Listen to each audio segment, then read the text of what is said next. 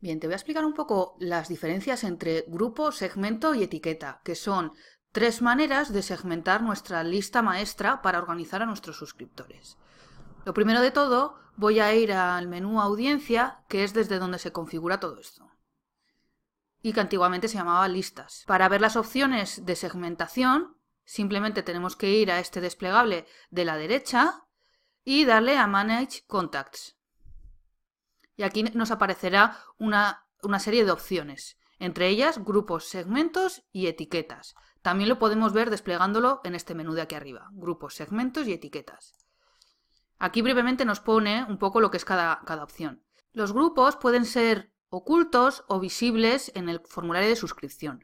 Yo normalmente utilizo grupos ocultos para organizar mi lista y identificar a los suscriptores dependiendo desde dónde se han registrado. Y, por tanto, también qué lead magnet o recurso gratuito han descargado. De esta manera filtro por intereses del suscriptor de forma automática. También puedes utilizar los grupos de forma visible en un formulario de suscripción. Pero bueno, yo no los utilizo. Yo utilizo directamente los grupos invisibles, los grupos ocultos para filtrar. Luego, por otro lado, los grupos también los utilizo para filtrar a los clientes. Pero dependiendo de la herramienta de venta que utilices, se usan o los grupos o los segmentos para identificar a los clientes y saber qué producto en concreto o infoproducto o curso te han comprado. Hay herramientas de venta que directamente se integran con MailChimp con grupos y otras que lo hacen con segmentos. Y los grupos, además, tienen una limitación, que es que solo puedes tener 60 grupos como máximo en cada una de tus audiencias o listas. Por otro lado, tenemos aquí los segmentos y son muy útiles porque son dinámicos y nos sirven para identificar a los usuarios que cumplen ciertas condiciones, hasta 5 condiciones a la vez. Y por último, las etiquetas, que es una función relativamente nueva de MailChimp. Antes se llamaban segmentos estáticos y ahora lo han cambiado por etiquetas. Y yo las etiquetas las utilizo principalmente para identificar a los suscriptores a los que puedo enviarles ciertas automatizaciones o para utilizarlo de disparador de alguna otra automatización y al fin y al cabo más para tema de gestión interno de mi lista en cuanto a automatizaciones. Si entramos dentro de los grupos, tenemos aquí un grupo que he hecho yo de prueba y lo que aparece es una carpeta, un grupo que contiene diferentes grupos dentro.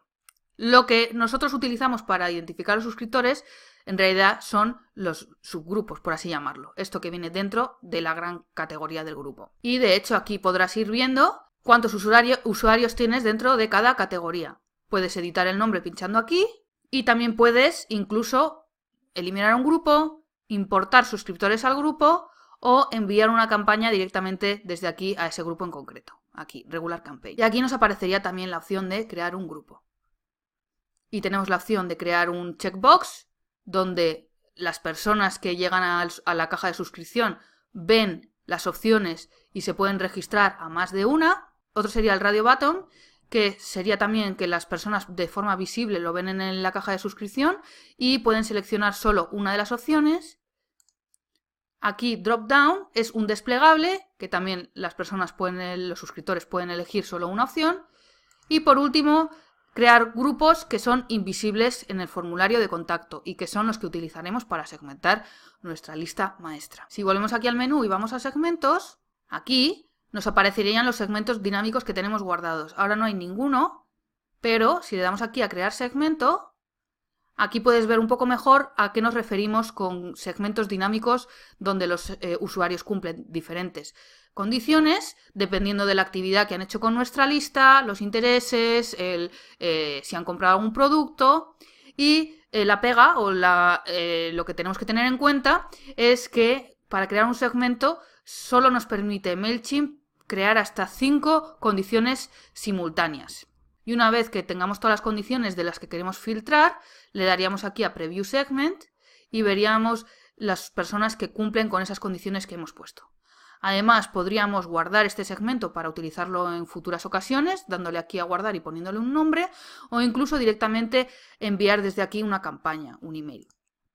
También podríamos etiquetar de forma manual aquí mismo a los suscriptores con una etiqueta. Y luego, por último, las etiquetas. Las etiquetas nos sirven, como te decía, yo las utilizo para crear diferentes gestiones de mi lista y de mis automatizaciones.